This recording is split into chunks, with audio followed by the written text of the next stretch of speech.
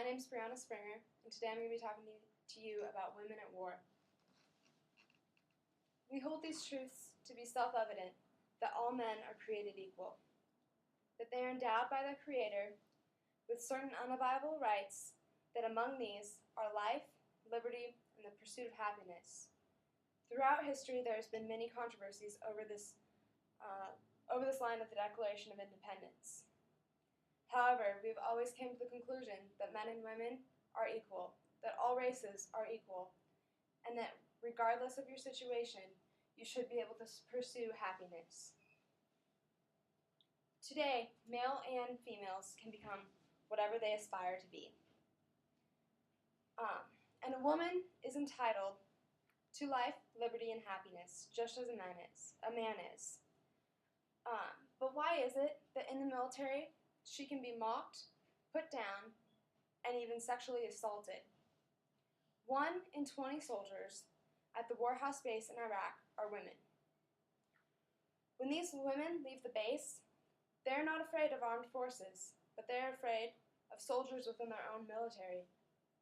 The Pentagon estimated that only 10% of assaults occurring within the military are reported. For a variety of reasons. Women are afraid. They think that if they report the soldier assaulting them, that they will lose their job, or it'll negatively impact their career because of the soldiers around them. In 2008 alone, there were 2,908 sexual abuse events involving service members. And if only 10% of those are being reported, if that's only 10%, then I feel like we have a serious problem on our hands. Women that enlist in the military are just as brave, courageous, and have the same integrity as a man. So far, there's been no study proving that women don't fight as well on the field, that their emotions affect them, as some might say, and that their post-war depression is worse. In fact, some women are dealing with the depression better. And so why is it that there's conflicts between men and women in the war, when really they're equal? Could it be because the men are jealous, or they think that women might overtake the military because now we're seeing that these women are strong?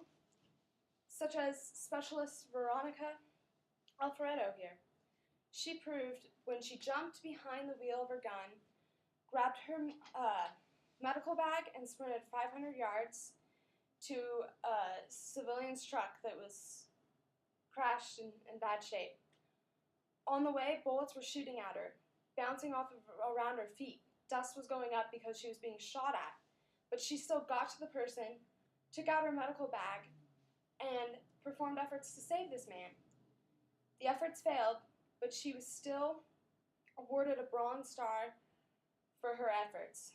She had already received a Combat Action Badge for fending in insurgents as a machine gunner. So she's a very accomplished soldier. She's great. And so that day, when she drove, she gunned, she ran as a commander, and she was a medic, she was probably stronger than what most men in the Army can do. She was courageous, and many other women are exactly like her. Critics argue that women cause a distraction, or they're emotional because they're women, or they cannot survive in the war environment. Well, it is true that now that there are men and women on the military bases, they date, and they do have sex. But the women in the military are offered birth control throughout their whole enlistment, even when they're on the camps here in the United States training. And the relationships that the people in the war go into can affect them on the field, but that's that soldier's choice, because another soldier could let affecting his family that he has at home affect him on the field. It's the same. It's no different. Either way, it's a relationship, and it's the single person's choice how it is going to affect them. So people say that women are more emotional than men. That isn't always true. I have friends that are men that are more emotional than some of my girlfriends.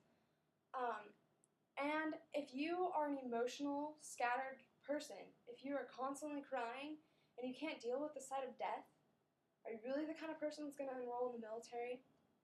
So, is this woman here, is she really the type of person, if she doesn't think she can handle seeing her grandpa die, is she going to go and want to shoot people?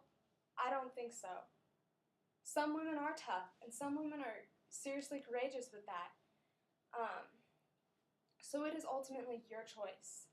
And as far as fitting in on the war goes, once Sergeant Bradford said that she has no problem jumping out of the truck to use the restroom whenever she has to. If this is their goal and this is their desire,